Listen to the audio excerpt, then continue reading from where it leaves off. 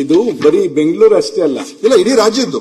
ಒಂದೇನಾಗಿದೆ, 1,20,000 ಆದಾಯ ಮಿತಿನ ಇವರು ಒಳಪಡಿಸಿ ಇಡೀ ರಾಜ್ಯಕ್ಕದು ಅಲ್ಲ, 1,20,000 ಮೇಲ್ಪಟ್ಟು ಯಾರ್ದಾರು ಕೂಡ ಅಕೌಂಟ್ ಅಲ್ಲಿ ಟ್ರಾನ್ಸಾಕ್ಷನ್ ಆದ್ರೆ ಅವ್ರ BPL ಕಾರ್ಡ್ ನ ರಿಜೆಕ್ಟ್ ಮಾಡ್ತಾ ಇದ್ದಾರೆ. ಸುಮಾರು ಇಡೀ ಕಾನ್ಸ್ಟಿಟ್ಯೂನ್ಸಿ ಎಲ್ಲ 224 ಕ್ಷೇತ್ರದಲ್ಲೂ ಕೂಡ ಎಲ್ಲಾ ಕಾರ್ಡ್ಗಳು ಸುಮಾರು 1,500 ಕಾರ್ಡ್ ನ ರಿಜೆಕ್ಟ್ ಮಾಡಿದ್ದಾರೆ. ಏನಾಗಿದೆ, ಬೆಂಗಳೂರಿಗೆ ವಲಸೆ ಬರ್ತಾರೆ ನಮ್ ಕಡೆಯಿಂದ ಡ್ರೈವಿಂಗ್ ಮತ್ತೊಂದು. ಡ್ರೈವಿಂಗ್ ಬಂದವ್ರಿಗೆ ಏನಾಗುತ್ತೆ, ತಿಂಗಳಿಗೆ 15,000 ರಿಂದ 20,000 ಸಂಬಳ ಕೊಡ್ತಾರೆ. ಕೊಟ್ಟಾಗ ಏನಾಗ್ತದೆ, ಅವನ ಆದಾಯ ಮಿತಿ 1,20,000 ಮೀರ್ತದೆ.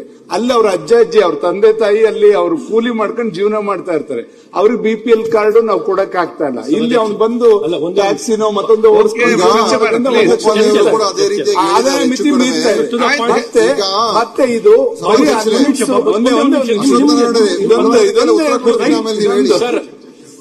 ದಿನೇಶ್ ಸರ್, ಇಲ್ಲ ಇಲ್ಲ ಇದು ಈ ಟ್ಯಾಕ್ಸಿ ಡ್ರೈವರ್ ಆಟೋ ಡ್ರೈವರ್ಗಳಿಗೆ ಆದಾಯ ಮಿತಿ ತಗೊಳ್ಳುವಂತದಿಲ್ಲ. ಉತ್ತರ ಕೊಟ್ಟಿರೋ ಸರ್ಕಾರ ಬೈ ಪ್ರೊಫೆಷನ್ ಇದೆ.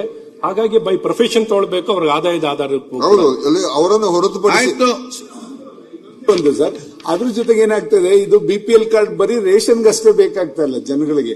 ಈ ಆದಾಯ ಮಿತಿ ಹೆಲ್ತ್ ಗೆ ಎಲ್ಲದಕ್ಕೂ ಇದು ಅವಶ್ಯಕತೆ ಇದೆ BPL ಕಾರ್ಡ್. ಆದ್ರಿಂದ ಇದನ್ನ ಹೆಲ್ತ್ ಗೆ ಹೊರತುಪಡಿಸಿ ಅದಕ್ಕೆ ಬೇರೆ ಸ್ಕೀಮ್ ಏನಾದ್ರು ನೀವು ಆರೋಗ್ಯ ಸಚಿವರೇ ನೀವು ಉತ್ತರ ಕೊಡ್ತಾ ಇರೋದ್ರಿಂದ ಆರೋಗ್ಯಕ್ಕೆ ಬೇರೆ ಏನಾದ್ರು ಕೂಡ ಅಂತ ಬಡವರಿಗೆ ನೀವು ಬೇರೆ ಕಾರ್ಡ್ ಕೊಡೋದೇನಾದ್ರು ಯೋಜನೆ ಇದ್ರೆ ತಂದ್ರೆ ಒಳ್ಳೇದು ಅಂತ ನನ್ನ ಅನ್ಸಿಕೆ.